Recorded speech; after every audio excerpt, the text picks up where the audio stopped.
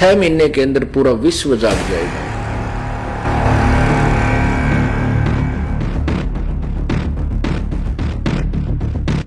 ये दास जो सत्संग कर रहा है, ये थी जिस दिन किसी पुण्यात्मा के भाग उदय होंगे किसी चैनल वाले के, और इस ज्ञान को हिम्मत से करके चला देगा, 6 महीने के अंदर पूरा विश्व जाग जाएगा। और जितने ये नकली संत बने फिर दुनिया को श्रद्धालुओं को भ्रमित किए हुए हैं, इनके जीवन के साथ ये खिलवाड़ कर रहे हैं, धोखा कर रहे हैं, बर्बाद कर रहे हैं, इनको कहीं छुपने को स्थान नहीं मिलेगा। वर्तमान में ऐसे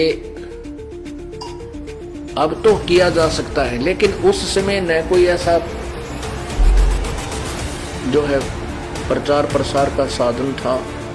परमात्मा एक एक दिन में हजार हजार जगह प्रकट हुए और वहां जा जाकर लीला प्रकट की, दुखियों को का दुख दूर किया और निर्धनों को धन दिया, रोगी का रोग कष्ट किया, निसंतान को संतान दी। इस प्रकार वो प्यारी आत्मा परमात्मा से जुड़ी, उनको मंत्र दिया, केवल प्रथम मंत्र। ये 5 नाम जिसमें होते हैं, ये 7 भी नहीं दिए प्रभु ने। उनकी कमाई के कारण फिर परमात्मा ने एक लीला की थी, एक गणिका को हाथी पर बैठा करके और गंगा जल बोतल में भरकर शीशी में ऐसे, और बीच में बैठा करके आगे रविदास जी को बैठा करके, बीच में उस लड़की को बैठा करके, पीछे परमात्मा विराजमान हो गए थे। उस लड़की के कंधे पर हाथ रखकर हाथी के ऊपर बैठ गए और एक हाथ में वो गंगा जल पी रहे थे।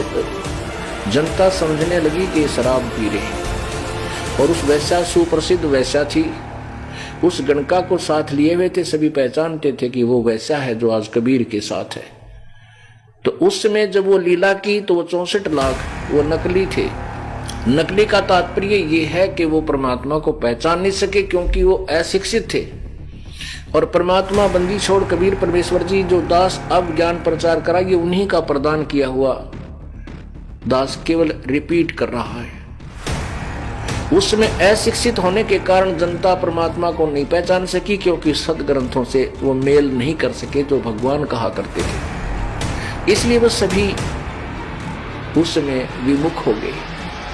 कुछ तो ऐसे विमुख हो गए कि कोई बुराई नहीं की अपने गुरुदेव की, लेकिन लोगों की शर्म से वहां जाना छोड़ दिया। कुछ जो गुरुद्रोही हो गए वो तो कभी नहीं आएंगे मालिक के चरणों में, लेकिन अधिकतर केवल परमात्मा के पास जाना छोड़ दिया।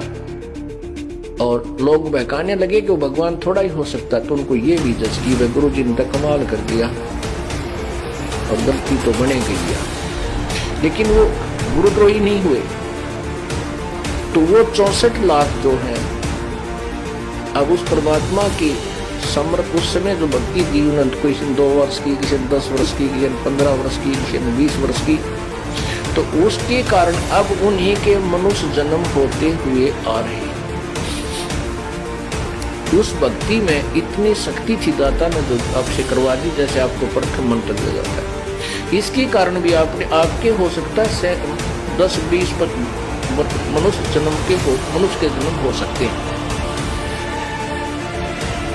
तो अब जो पुण्यात्मा है कहते ही शीघ्र समझ जाते हैं, तुरंत मालिक की शरण ग्रहण कर लेते हैं। ये वही पुण्यात्मा है जो लगातार मनुष्य जीवन प्राप्त करती हुई आ रही है, और परमात्मा की चाह भी तड़प भी है, चाहे वो किसी मंदिर में, मस्जिद में, गुरुद्वारे में, या कहीं और चर्च में, या किसी संत की आड़ में, कहीं ना कहीं वो अवश्य कोई भक्ति विधि अपनाए हुए, क्योंकि वो आत्मा रह नहीं सकती भगवान के बिना।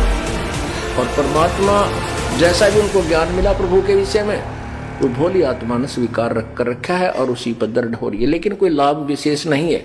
इसलिए कुछ नास्तिकता भी पनप चुकी है वर्तमान में। तो वो पुण्यात्माएं अब 64 लाख तो आवेंगी।